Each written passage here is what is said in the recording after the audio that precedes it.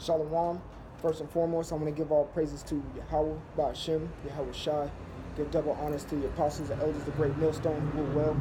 Peace, love, salutations to the elect 144 first fruit out here throughout the four corners of the earth. I want to get in a quick topic. It's about Esau and how he's going to come down on us. He's going to come down on us with search warrants, man. I just read I saw this article not too long ago somewhere up in D.C. where they don't need a search warrant anymore to go walk into someone's house. If they have reasonable suspicion, they can go in there and search it anyway. That's what they're going to do from the middle of the Lord. And that decree came down from the higher ups, all right? And I'm going to get an example of a search warrant in the scriptures, all right? This is Ezra chapter 4, verse 6, and I'm going to give you the foundation and where it was coming from, all right? And the reign of Ahasuerus, which is Cambyses II, who ruled after King Cyrus of the Persians, all right? King Cyrus took down Nebuchadnezzar and Babylonians. He reigned. After he was done, Ahasuerus came, which is Cambyses II, all right? He ruled from about 530 BC to 522 BC. King Cyrus reigned from about 559 BC to 530 BC, and the transition went to Ahasuerus, okay? Ahasuerus, if that's how you pronounce it, excuse me. And in the reign of Ahasuerus, in the beginning of his reign, wrote they unto him an accusation against the inhabitants of Judah and Jerusalem, because if you know, Cyrus gave us the decree and the go ahead to erect the temple of the Lord again, because it was destroyed by Nebuchadnezzar and the Babylonians. Because the Lord put the spirit on Cyrus to do so. He even said it when you read first Ezra, Salat, the first chapter of the book of Ezra.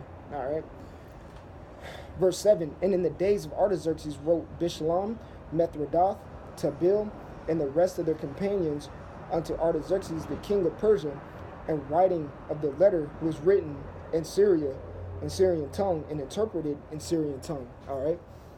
I'm going to skip down to verse 21 because the quick synopsis in between verse 7 and 21, those three men wrote an epistle to Artaxerxes describing why he shouldn't let the Israelites rebuild the temple in Jerusalem and rebuild their walls, okay? Because they said they're going to rebel against the king, like Zedekiah did against Nebuchadnezzar and ended up getting all Israel, Jerusalem ransacked pretty much.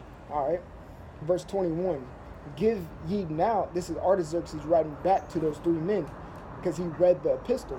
Give ye now commandment to cause these men to cease, that this city be not builded until another commandment shall be given from me.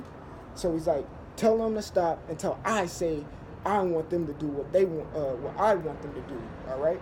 So that's an unrighteous decree. All right, I'm going to get Isaiah 10 and 1 real quick. All right. This is Isaiah 10 and 1.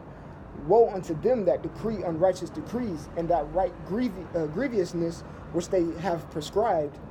So that's an unrighteous decree to tell them to stop building the temple of Yahweh Ba'ashem Yahweh Shai. That's an unrighteous decree. You're going against the higher power, technically, because you're going against their people. All right. This is First Ezra, chapter 2, verse 26. Again, this is Artaxerxes writing back to those three men.